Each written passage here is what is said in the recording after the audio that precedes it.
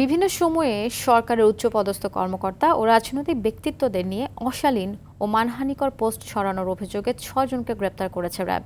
বিকেলে রাজধানী কারওয়ান বাজারে র্যাব মিডিয়া সেন্টারে সংবাদ সম্মেলনে র্যাবের আইন ও গণমাধ্যম শাখার পরিচালক wing commander MZM Intekhab Chowdhury জানান, দেশে ও বিদেশে অবস্থানরত একটি চক্র সোশ্যাল মিডিয়ায় জেলাভিত্তিক বট বাহিনী ব্যবহার করে পরিকল্পিতভাবে এই কন্টেন্টগুলো ছড়িয়ে দিচ্ছে। গ্রেপ্তারকৃতদের বিরুদ্ধে আইনানুগ ব্যবস্থা নেওয়া হচ্ছে বলে জানান তিনি। এছাড়া বিশ্বকাপ ফুটবল খেলাকে কেন্দ্র করে আদাবর এলাকায় সংঘটিত আবুল বাশার বাদশাহ হত্যাকাণ্ডের প্রধান অভিযুক্ত পারভেজকে কিশোরগঞ্জ থেকে গ্রেফতার করেছে র্যাব ২।